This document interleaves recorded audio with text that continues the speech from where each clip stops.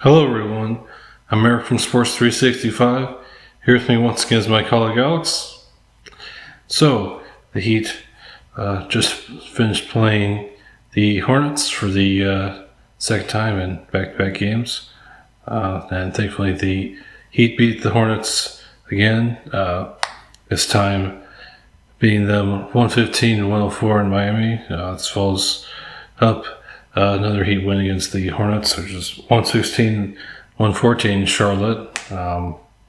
It's definitely a closer game than it should have been, but regardless, Heat won both games. They're now 14-10 and could potentially move up to 6th in the East, pending the result of the Knicks game against the Utah Jazz, which is ongoing as of this recording. So, before we delving deeper, what are your thoughts on these two wins? Yeah, I mean, obviously it's good we had back-to-back wins. The first one was a bit too close for comfort. But, I mean, in the end, what matters is that we got another W, and we have a good chance of seizing the 6th seed for the time being. Yeah, I agree. I mean, obviously the Hornets are not a very good team, so it's definitely a team that the Heat should be beating every time they play them. And currently the Heat are 3-0 against them this season, as they should be. So yeah, definitely two games that the Heat really needed to win. So as far as the first game goes, that was quite close.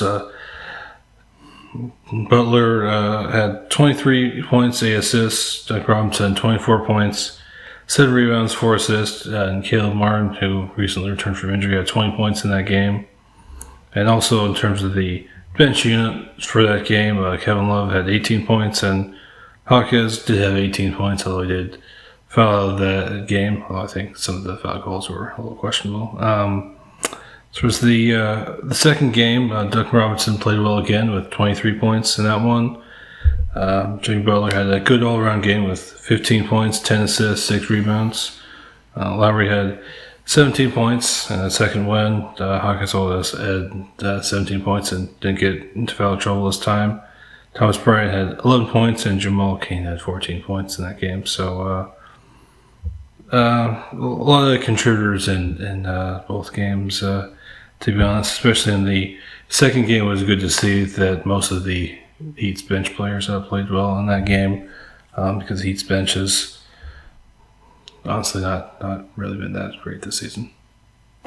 So what are your thoughts on those contributors in these two wins?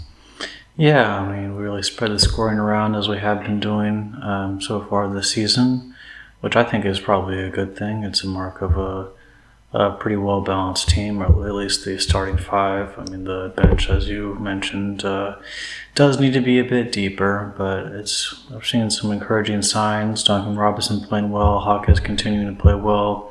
Jimmy was struggling a bit, but now he's starting to play better, so things are looking good. Yeah, I think the starting five is definitely starting to mesh well together. I still think definitely need to see some improvement from the bench, but I think Hawkins has been one constant positive from the Heat's bench. He's having a really solid rookie season. So yeah, it's good to see contributors. Obviously, with Bam and Harrell both out, the Heat kind of need to spread out the scoring because they don't have two of their best players right now. So they always have to step up and pick up the slack, which thankfully they are doing so far. Now, more specifically in terms of the Heat's offense, Heat were good offensively in both games. They shot 48% from the field and 42% from three-point range in the first game, and then shot 47% from the field and 50% from three-point range in that second win. Obviously, scored 116 points in the first game and then 115 points in the second game. Offensively, in terms of that first game, the only major negative was Heat shooting 79% from the free throw line, which is obviously not good. But I think offensively overall, the Heat did well in both games. So, what are your thoughts on the Heat's offense in these two games? Yeah, it was good. We particularly shot the ball well in both of the first two games. Of course, Hawkes and Duncan Robinson really contributed to that because they were both efficient scoring in those two games.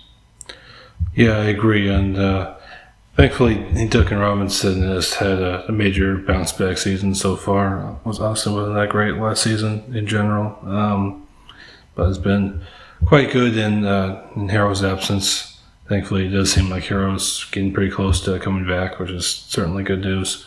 But yeah, I think the Heat's offense is definitely quite efficient in both games. Now, continuing for a bit on the offense, the Heat's offense was good in both games, but definitely two different stories in terms of the turnovers. He only had 10 turnovers in the first game, which is quite good, but really struggled in the second game with 21 turnovers. So that's really bad. So yeah, really different stories in those two games. So your thoughts on the turnovers in those two games? Obviously, 10 turnovers in the first game was great, but 21 turnovers is totally unacceptable. We got away with that because the Hornets are not very good, but I think that would have cost us the game against a better team, so we need to fix that. Yeah, I agree. Obviously, 21 turnovers is way too much. 10 turnovers in the first game was good, but 21 in the second game was really not good. And yeah, definitely could have cost the Heat against a better level of competition. But thankfully, the Heat haven't really had much of a problem with turnovers so far this season. So I think this is more of a fluke, but definitely need to make sure that doesn't happen again. Now, in terms of the Heat's defense, I think could have been a bit better in both games, to be honest. Hornets shot 47% from the field and 41% from three in the first game, and then 53% from the field and 39% from three in the second game. Definitely numbers that are a bit higher than he would have liked. I think not having Bam or Haywood Highsmith definitely hurts the Heat's defense quite a bit. So what are your thoughts on the Heat's defense in these two games? Yeah, obviously we don't want to let our opponents be that efficient, but as you said, we really were missing Bam and Haywood Highsmith on the defensive end of the floor, so I don't think it's really like tactical issues we need to fix. I think we're just missing two of our key defensive personnel, and once they come back, our defense will be excellent again. Yeah, I agree that Heat were quite good defensively when both those players were actually healthy. So I don't think it's going to be a major long-term issue for the whole season, but I think we'll have to figure out ways to cope without them. Unfortunately, I don't know if they're seeing really a timeline for Bam's injury, which is certainly concerning. But yeah, like I said, he will definitely have to figure it out defensively without them for now. Now, in terms of the fourth quarter performance, it's bad both games, to be honest, which is continuing thread. Fortunately, he got scored 37-27 in the first game, and that's why it ended up being that close. And then 34-24 in the second game, in the fourth quarter of the second game. So yeah, definitely could have won both games by a bigger margin. So yeah, he really got to address these fourth quarter issues. Obviously, not having Bam hurts the team just overall, but yeah, he definitely have to play better in the fourth quarter. So, what are your thoughts on the Heat's fourth quarter struggles in these games? Yeah, we struggled in the fourth quarter of both these games. It's been an ongoing theme for a long time, honestly, like even before this season.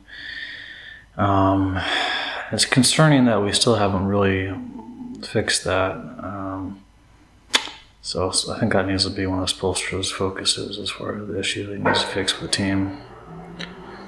Yeah, I think in recent times the third quarter has been the Heat's weakest quarter, but right now it's more like the Heat are playing well in the first 3 quarters and then playing terribly in the fourth quarter. Their point differential in the fourth quarters this season is really not good. So yeah, definitely have to figure that out. Well, there you have it. 2 important wins for the Heat. Obviously not against best competition, but wins are wins. Heat play the Bulls in Miami next, and it's definitely another game that the Heat need to win because the Bulls are 9-16 on the season and 2-9 on the road. So definitely should be another victory for the Heat. Yep.